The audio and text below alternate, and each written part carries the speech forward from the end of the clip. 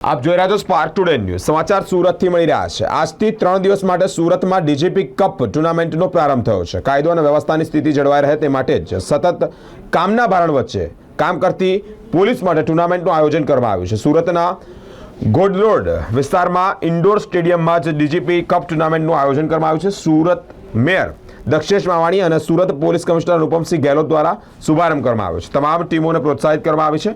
Tournament पहला तमाम खिलाड़ियों ने पारदर्शिता जाळववा शपथ पण लेवडाववामां આવ્યા છે।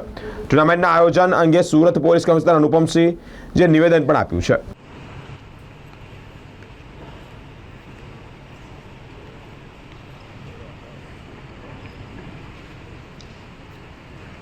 With this DGP cup volleyball tournament की जो सभी टीम हमारे बीच सूरत शहर में उपस्थित हैं, उन सभी का मार्च पास्ट यहाँ पर होगा।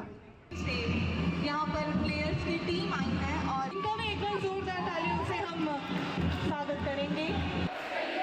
पूरी निष्ठा और प्रामाणिकता से तालियां हो जाए कि जो DGP cup volleyball tournament 2024 DGP cup टूर्नामेंटना होस्ट करवाना ત્રીજી વખત આપણે સુરત સિટીને ગૌરવ મળેલા છે।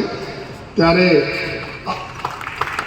આજે આ ટુર્નામેન્ટના અહીંયા ઇન્ડોર સ્ટેડિયમ ખાતે એક શાનદાર સ્ટેડિયમ ખાતે જ્યારે ઉદ્ઘાટન થઈ રહ્યા છે ત્યારે અમારા મુખ્ય અતિથિ માનनीय મેયર શ્રી સુરત શહેર શ્રી દક્ષેશભાઈ મવાણી સાહેબ, हम डीजीपी कप वॉलीबॉल टूर्नामेंट वर्ष 2024 में सभी नियमों का पालन करते हुए सच्ची भावना से भाग लेंगे। દર વર્ષે માને ડીજી શ્રીના નામ હેઠળ આપણા અલગ અલગ પ્રકારના ગુજરાત પોલીસમાં ગેમના આયોજન કરવામાં આવે છે, જેમાં volleyball, basketball, football, cricket, kabaddi, hockey અલગ અલગ પ્રકારના ગેમો હોય છે। એમાં આજે જો આપણા સુરત શહેર પોલીસના ડીજીપી કપ વોલીબોલના ટુર્નામેન્ટ હોસ્ટ કરવાના મોકા આપણને મળ્યા છે। સતત ત્રીજા વર્ષે આપણને આ ચાન્સ મળેલા છે। તો આજે એના ઇન્ડોર સ્ટેડિયમ સુરત શહેર ખાતે જો એના ઉદ્ઘાટન કરવામાં આવેલા અને માનનીય મેયર શ્રીના હસ્તકથી આજે આ જો ટુર્નામેન્ટ ખુલ્લા મૂકવામાં આવેલા, જો 3 દિવસ ચાલશે। અને આજે પ્રસંગે અમારા ધારાસભ્ય શ્રી પ્રવીણભાઈ ગોહારી સાહેબ, અમારા ટ્રાફિક એજ્યુકેશન ટ્રસ્ટના પ્રમુખ શ્રી આપણા લાલજીભાઈ, આપણા બધા અધિકારીઓ અને ટોટલ કુલ 12 જેટલા પુરુષોની ટીમ અને 5 જેટલા મહિલાઓની ટીમ, કુલ 144 જેટલા જો પુરુષ અને 55 જેટલા જો મહિલાઓ અમારે એમાં ભાગ લેશે જોઈએ। અને આ અલગ અલગ યુનિટ જો શહેરના અમારા અલગ અલગ કમિશનરેટ છે, અલગ અલગ રેન્जेस છે, જેલના યુનિટ, એસઆરપીની યુનિટ, આ તમામ જગ્યાઓથી ટીમ આવી છે જોઈએ। અને અમારા સુરત શહેર સારી રીતે હોસ્ટ કરશે અને ખૂબ સારી વ્યવસ્થાઓ સાથે અમારા જો બહારથી પોલીસના જવાનો અધિકારીઓ આવે છે રમવા માટે, એ યાદગીરી લઈને સુરતથી જાય અને સાથોસાથ એક સારી ટીમ સ્પિરિટ સાથે, સારા સ્પોર્ટ્સમેન સ્પિરિટ સાથે બધા લોકો અહીંયા રમશે, એવી આ પ્રકારના બધા આયોજન કરવામાં આવેલા છે।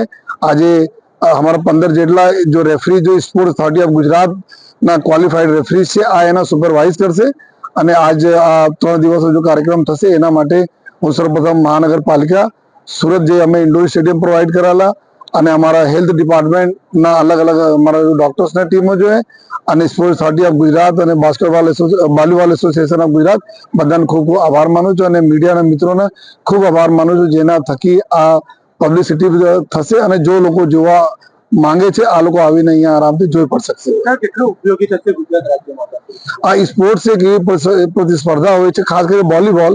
હવે અમે લોકો જ્યારથી અહીંયા પોલીસના નોકરીમાં આવ્યા ત્યારે જોઈએ છીએ કે આપણી પાસે ભલે અમારા તમામ પોલીસ લાઈન હોય, પોલીસના અમારા છોકરાઓ હોય, વડીલો હોય, પોલીસ સ્ટેશનમાં હોય, આ બધા જ્યારે એના સમય મળે ત્યારે આ બધા બસ 2 પોલ લગાવી નેટ લગાવીને આ લોકો રમતા હતા। એવા ગેમ છે જો સૌથી સસ્તા અને સૌથી ફિટ રાખવાવાળા ગેમ છે અને સૌથી જ્યાદા એકબીજામાં જો મિત્રતા ભાવ કેળવાય છે, આ પ્રકારના ગેમ છે। તો અમારા લોકો માટે સતત ઉપયોગી રહે છે અને સાથોસાથ પૂરા રાજ્યમાંથી પોલીસ જવાનો અધિકારીઓ આવે તો નવી દોસ્તી એમાંથી બને અને પછી જો ડે ટુ ડે જો અમારી પોલીસના કામગીરી હોય છે એમાં બી સરસ લાઇઝનિંગ રહે। કોઈ આરોપી પકડવાના હોય, કોઈ પબ્લિકને મદદ કરવાના હોય, કોઈ મિસિંગ થઈ ગયા હોય તો ખૂબ સારા સંકલન આ સ્પોર્ટના લીધે અમારા જળવાતા રહે છે।